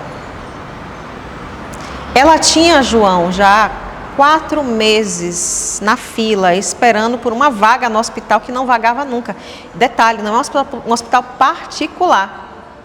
E ela não conseguia atendimento para refazer essa cirurgia, para corrigir. Essa mulher, o nome dela foi benzido aqui na segunda-feira. Na terça-feira, eu recebi uma mensagem de que o hospital, do nada, chamou ela para cirurgia, para ser internada no mesmo dia. Então, assim, são coisas que a gente trabalha na irradiação ali, no benzimento do guia espiritual, e são coisas que, além do momento do benzimento, elas têm desdobramentos depois. Né? Que às vezes a pessoa pensa que às vezes muita coisa, quebrou aqui na hora. Às vezes o guia continua trabalhando na vida da pessoa ali durante algum tempo ainda, até entender que aquela situação foi removida ou foi resolvida, né? Se a pessoa deposita fé também, enfim. Existem as variáveis, mas no geral os guias eles continuam atuando mesmo depois do momento que a pessoa sai da igreja. Né? Ou às vezes a pessoa nem está na igreja, a pessoa está bem distante, à distância. Tem gente que eu rezo à distância, né? Enfim, já fiz live de benzimento e muita gente bota o testemunho lá, olha, você fez a live e eu fiquei bem depois. Então é muito, a gente fica feliz, né? É recompensador, a gente vê que está fazendo bem, mesmo para quem mora longe. Então, se algum guia, se eu estiver presente nesse momento, que eu acredito que sim, e ele puder dar uma passagem para levar uma mensagem, se a gente tiver essa permissão, então que aconteça. Tem. Ela está presente desde o início. Quem não estava aqui no início Antes de a gente começar a gravar, a gente fez uma oração juntos, né? E tinha a presença uma espiritual muito forte aqui, enquanto a gente rezava, que era da minha preta velha. E ela está presente ainda. Vovó não quer casca de coco no terreiro. Vovó não quer casca de coco no terreiro, pra não lembrar dos tempos de cativeiro. Pra não lembrar dos tempos do cativeiro. Vovó não quer casca de coco no terreiro. Jesus, divino e amado Mestre, nesta bendita hora, reunidos em Teu santo nome, pedimos a presença do mentor responsável por esse aparelho para a prática da caridade. Salve Deus, seja bem-vindo, Preto Velho, seja bem-vindo, vovó.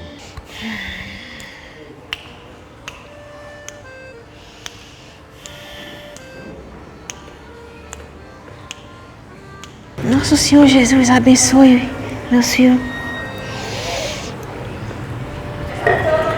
Salve Deus. Ah, meu filho. Deus lhe abençoe, meu filho. A véia tá feliz que meu filho veio. A véia falou, não falou, meu filho, que meu filho vinha? Pois é, meu filho. E vem no tempo certo, né, meu filho? No tempo certinho, falou. Ei, meu filho, a véia fica feliz. Meu filho tá fazendo um trabalho muito importante, meu filho. E o povo ainda não tem a dimensão de tudo, meu filho, que meu filho tá fazendo. E acho que nem meu filho tem também. Tá começando agora a ter, né, meu filho? A ver as coisas de um jeito diferente, né, meu filho? E as coisas vão abrir mais. A menina conversou com o filho, não foi? Sobre o negócio de expandir a mente? Foi. Quanto mais meu filho expandir, meu filho, mais meu filho vai ver as coisas com clareza. Não vai ter dificuldade, não. Tem muito povo bom, meu filho, para ser visto no mundo. Porque, meu filho, esse mundo está precisando de esperança. Os povos, meu filho, tá com a mente triste, com a mente ruim. Os povos, meu filho, precisam de amor, de paz, mas principalmente, meu filho, da esperança que as coisas vão ser melhor. Que é o que está faltando. E precisa também da ajuda espiritual. E tem muito guia espiritual precisando, meu filho, trabalhar, ajudar a fazer a caridade, que é para isso que nós estamos aqui. E nós não nega a caridade a ninguém que precisa. Todo aquele, meu filho, que chama por nós ouve. E se a pessoa tem merecimento, se a pessoa quer buscar o bem, e pode, meu filho, às vezes nem ser boa pessoa, mas só o fato de querer me orar, nós olhamos por essa pessoa também. Nós ajuda, meu filho. Quem quer bom e quer ser melhor, nós ajuda. Então, o seu trabalho, meu filho, é muito importante para isso. A moça vaqueira falou, não foi? Meu filho tá aqui para ligar os bons e ajudar todo mundo a ser melhor. E nesse trabalho que meu filho tá ajudando, meu filho também tá se melhorando. Meu filho melhora cada vez mais. Aumenta a fé, né, meu filho? Fortalece minha fé. Buscando o que eu mais busco, é ser melhor. Meu filho. E meu filho vai ficar tudo bem na sua busca, meu filho. Meu filho vai ser cada vez melhor. Essa véia aqui, ó. Essa véia lhe unge, lhe benze. Tira o que tá pesando no seu coração. Certo, meu filho? Essa véia aqui, tira aquilo que tá pesando nas suas costas, meu filho. Para aquilo caminhar de meu filho, fique um pouco mais leve. E essa véia agradece por ter vindo aqui ver a menina. Que essa menina tem uma missão muito pesada. Muito pesada. De muito trabalho. E, inclusive, meu filho, eu quero deixar essa mensagem, que o meu filho perguntou da mensagem, não foi? Que o guia tinha para passar. Meu filho viu que Jesus, meu filho, ele curava todo mundo que tinha fé, né? Para ser curado por Jesus, bastava ter fé. E eu lhe digo, meu filho, todo aquele que deposita fé em nós está olhando por essa pessoa e nós vai olhar, porque nós sabemos que isso aqui vai ser visto por muita gente. Tem muita gente, meu filho, precisando de ajuda, gente precisando de caminho na vida. Tem muita gente que vai ver o relato da menina e que vai identificar que passou pela mesma coisa.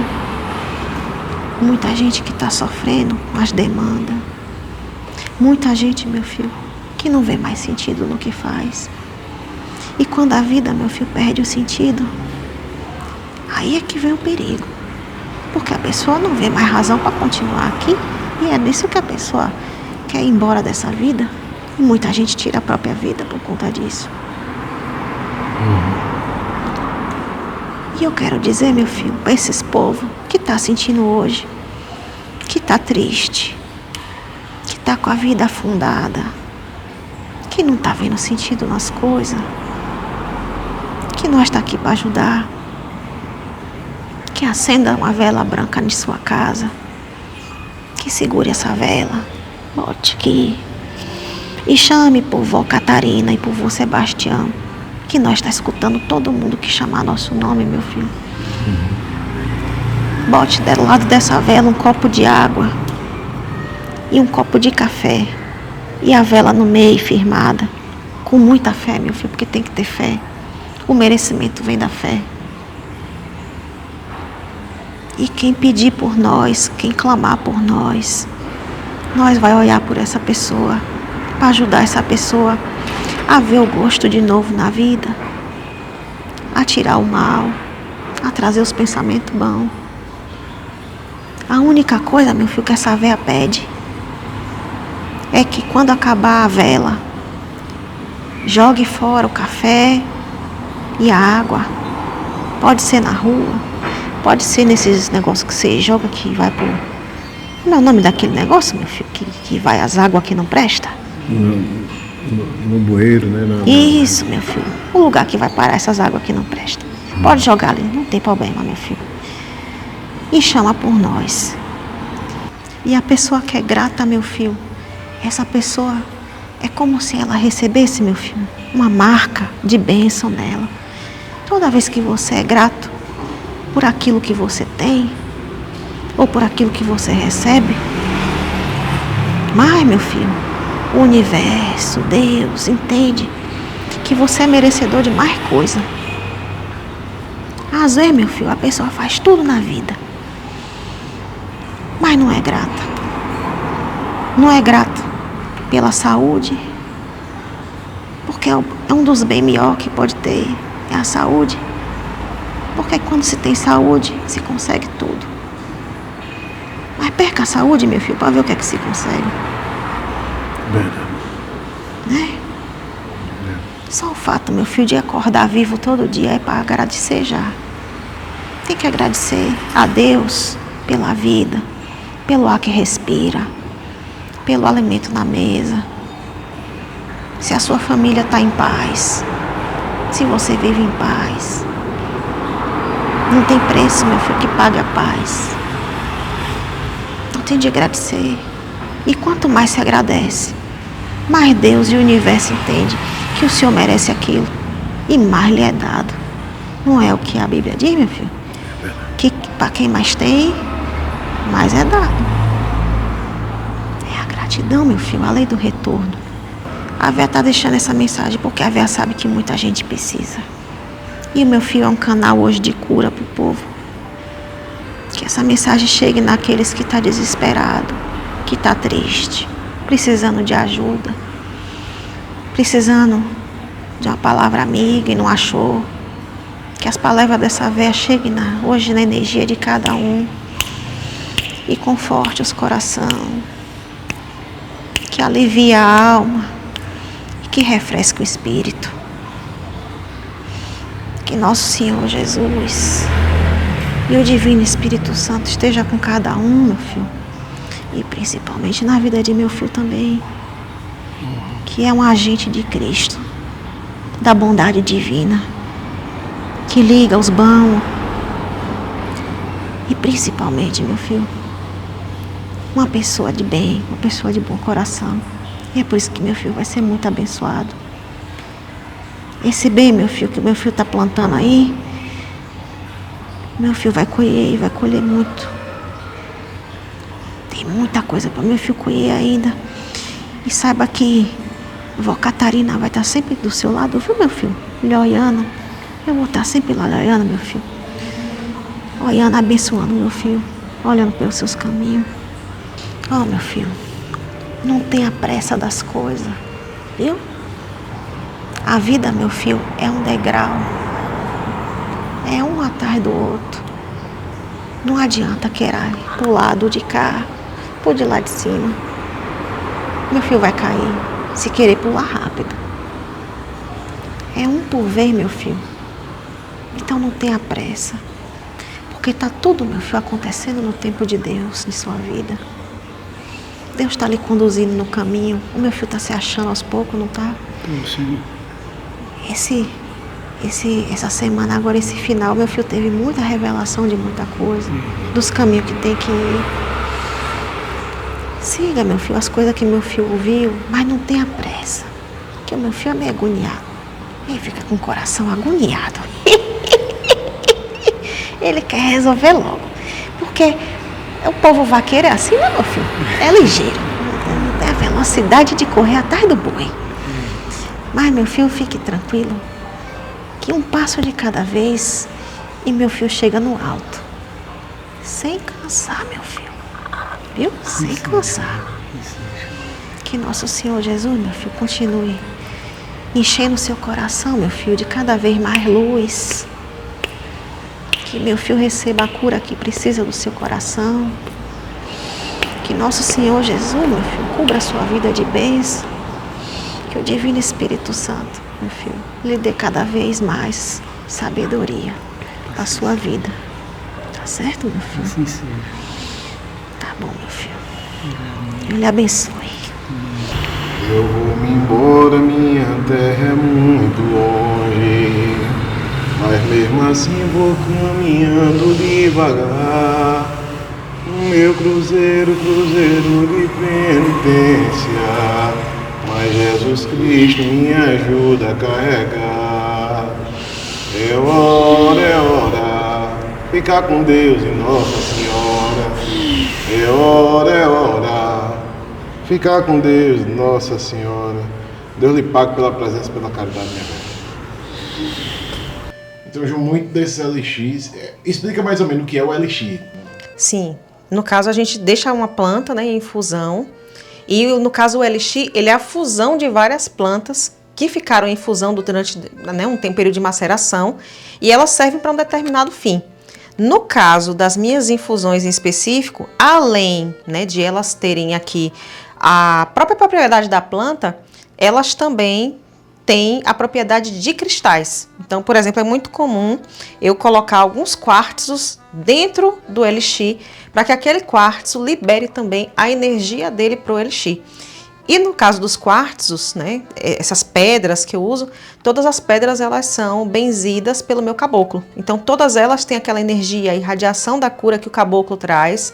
E é por isso, vamos dizer assim, esse é o segredo, né, porque os elixires são tão bons e fazem tanto sucesso. Muitas vezes, assim, quando você atende uma pessoa com benzimento, você tem muito essa questão do preto velho junto com você na hora do benzimento. E aí muitas vezes,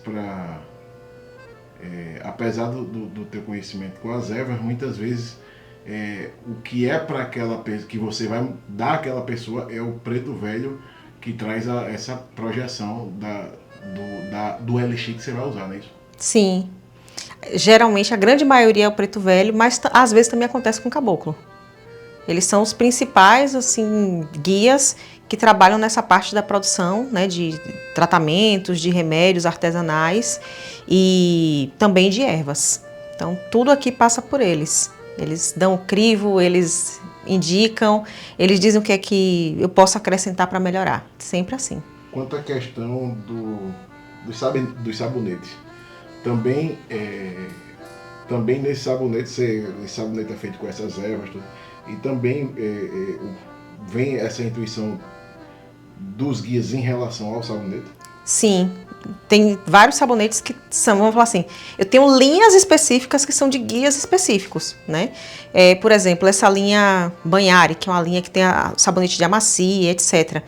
A composição dela foi um Exu quem me deu, né? Me deu a composição, me deu inclusive o nome do sabonete que ele queria, né?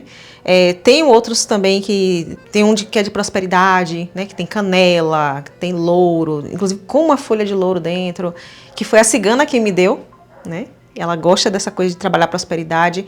Tem o de Maria Padilha, né? Que tem muito de rosas, então trabalha muito a feminilidade, o amor próprio da mulher. Tem também, esse está em desenvolvimento, né? Que é o que está aí, tem um pouquinho de café. Ele é dos pretos velhos, né, que também é um sabonete mais para quem quer uma cura física, quem precisa de algo que está ali, problemas de saúde. Então, não digo que todos os guias, mas muitos guias já têm suas linhas específicas que tem a ver com a linha de trabalho que ele exerce comigo. Então, tem algumas linhas, por exemplo, que estão em testes, né, como é a linha que eu falei, por exemplo, de preto velho, que é esse aqui, né, ele tem ervas, tem café, inclusive com grãos de café, mas no caso dele, ele está em testes com respeito agora a aroma, né, que é uma questão nossa, porque todo mundo gosta sim de um sabonete cheiroso, né, gosta de tomar banho e sentir aquele cheiro gostoso na pele. E no caso do de preto velho, as propriedades, né, terapêuticas e místicas já estão aqui. A única coisa que está faltando ajustar é aroma, que aí é uma questão minha, mas a questão que é dos guias já está resolvida. Eu tava falando com o Ju aqui, a gente tá gravando. Esse vídeo pode até ir para o ar em outro momento, né? Em outro horário. Mas a gente tá aqui, são 18 em ponto agora. E a gente lembrou que eu rezo a Ave Maria, né? Às 18. E aí ela me falou uma informação que eu não sabia. Fala aí. É que esse horário das 18, né? Que é conhecido como Ave Maria, ele é um horário que, assim, os místicos falam que todos os santos, todas as criaturas angélicas, todos os seres ascensionados, por assim dizer, né, é a hora que eles voltam a atenção para a Terra para ouvir a oração das pessoas. Então, assim, se você... Claro, as orações são ouvidas a todo tempo, mas o melhor horário para ser ouvido em oração é esse horário, porque todos os ouvidos santos, eles estão atentos. Então, a probabilidade de você ser ouvido, de você ser atendido é muito maior. Inclusive é o horário dos pretos velhos, né? Eles gostam desse horário das 18 horas. Você rezar ali o Pai Nosso, Ave Maria, né? Pedir alguma coisa a eles, é o melhor horário que tem.